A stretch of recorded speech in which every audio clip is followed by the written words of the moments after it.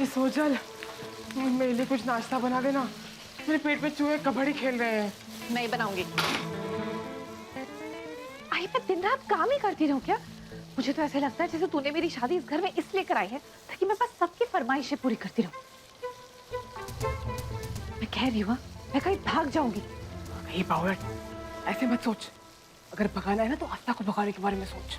आई बस ज्यादा दबले में आई कौन तुझा। हम कोई ना कोई प्लान बनाते हैं लेकिन हमेशा फ्लॉप हो जाता है। इस बात की खुशी थी कि दोनों अलग रह रहे थे, और अब तो महारानी भाऊजी के कमरे तक पहुंच गई है। मिसेस लोग, आपने बहुत अच्छा किया कि इन पे ठंडे पानी की पट्टियां रखी। ये ठंडी पट्टियां ऐसे रखते रहिएगा। डॉक्टर साहब, ये जल्दी ठीक तो हो जाएंगे ना? मैंने जो आपको दवाइयां दी हैं वो टाइम पर देते रहिएगा। अगर अगले कुछ घंटों में इनका टेम्परेचर कम नहीं हुआ तो उन्हें हॉस्पिटलाइज करके ऑब्जर्वेशन पे रखना होगा।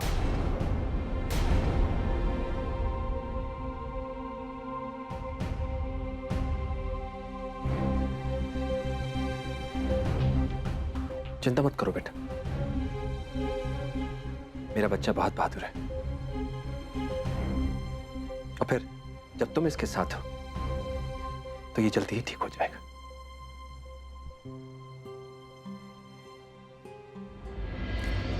सोजल सोजल सोजल सोजल, थाम थाम थाम, मेरी बात सुन। वहां जाकर आस्था को श्लोक के खिलाफ अच्छे से भड़काना। श्लोक की हुई सारी गलत हरकतें उसको याद दिलाना, ठीक है? फिर देखना वो कैसे पतिव्रता से पुरानी आस्था का रूप धारण करती है। देख, इन दोनों की नजदीकियां हमारे लिए खतरे की घंटी है। अब जो भी करना है अभी करना है। अगर इन लोगों का लगाव बढ़ गया ना, ये महारानी हमेशा के लिए यही बच जाएगी। तुझे पता है ना, इन लोगों ने अभी तलाक की अर्जी की नहीं है कोर्ट में।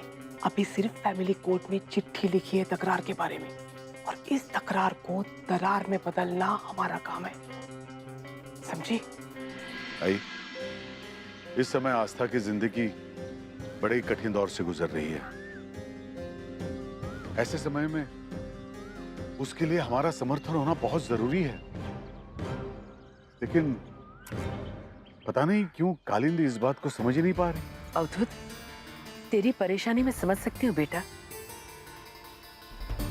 तू एक काम करना, कुछ समय के लिए आस्था को यहीं बुला ले।